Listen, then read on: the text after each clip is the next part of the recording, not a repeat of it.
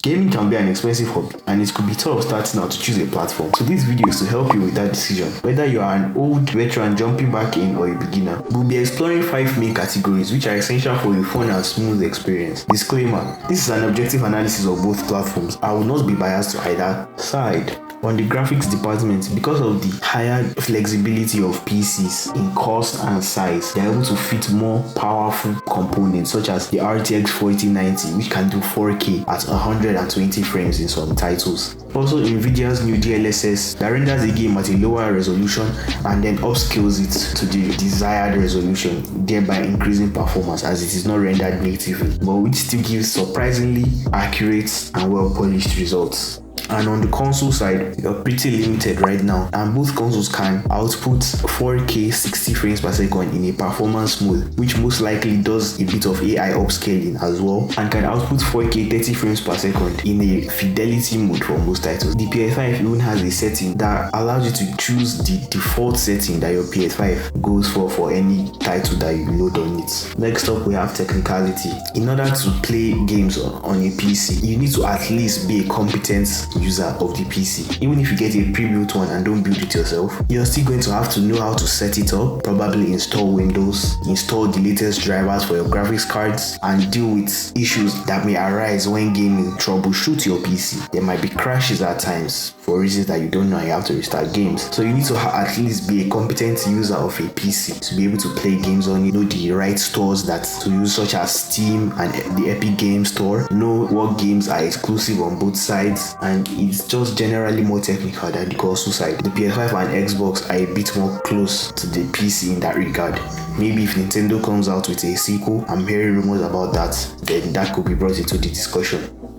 So for the PS5 and for the Xbox, they have their own dedicated stores. Very easy to just go to, search up a game and download it. Although we do have console exclusive games, which we are going to talk about later. All the cross-platform games are going to be right there in the PlayStation Store, waiting for you as soon as you ready up and start playing, because that's what the console is built for. You can get it, unbox it, and play within the first 20 minutes if you want to. Now on to customization. Consoles are not really easy to customize because they have proprietary software which the console manufacturers put into the device. For example, on the Xbox side, you can change the wallpaper of your console, while on the PS5, the wallpaper changes dynamically based on what is selected on your screen. So not a lot of customization there. You do have accessibility settings on both consoles, but it's not as customizable as on the PC side. For the PC side, it's your computer. You can do whatever you want with it. You have a whole giant selection of peripherals for your computer, like what components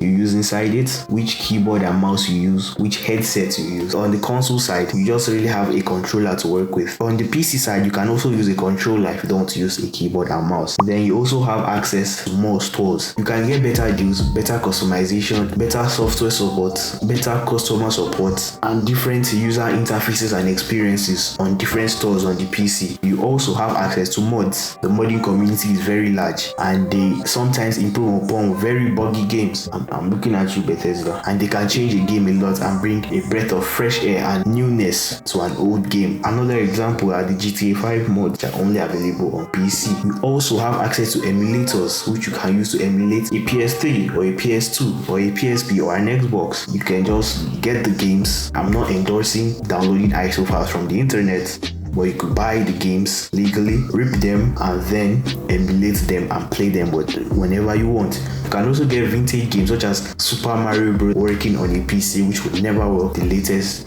gen consoles. PCs also have exclusive games such as CSGO, Dota. CSGO, which is a highly competitive first-person shooter, which ideally should be played on a keyboard and mouse for perfect accuracy and reaction time, and Dota, which has a lot of controls, which would be very scuffed on a control. And let's not forget, it's a computer. The consoles are also computers, but they are made for games and probably media consumption like Netflix, while a PC can be used for work, can be used for gaming, can be used for multiple multiple things. So next we're looking at game selection. PC has the biggest library of games, then probably followed by the Xbox, which has amazing backwards compatibility with older generation Xboxes, and then we have the PS5, which plays all barring 10 PS4 games, which is still a very good lineup. But if you want freedom to play any game you want apart from console exclusive, you should get a PC. But if you are a casual gamer looking for pretty much the mainstream games that are popular right now, then a console selection is more than enough for you.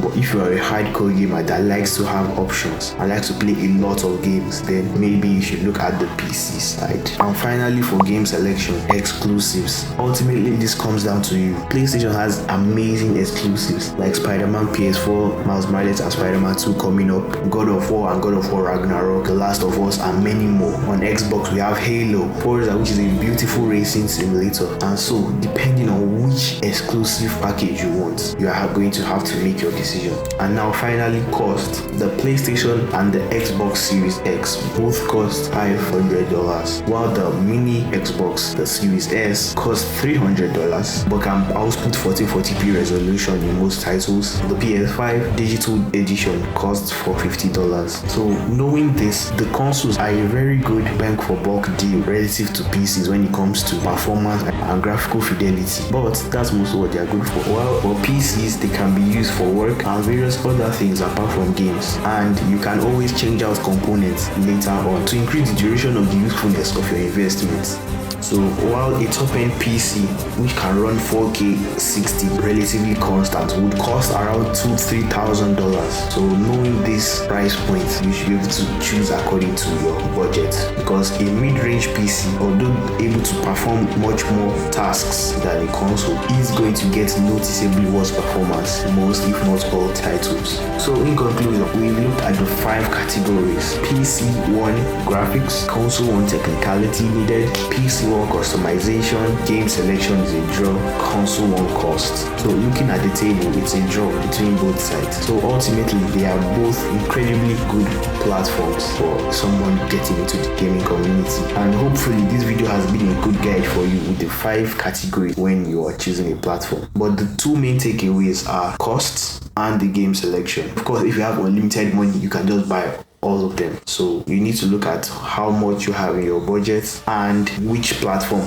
has the games that you want. Thanks so much for watching. Let's try and get to 2 likes in this video. Subscribe and leave a comment if you have any criticisms or advice or you enjoyed the video. Have a great day.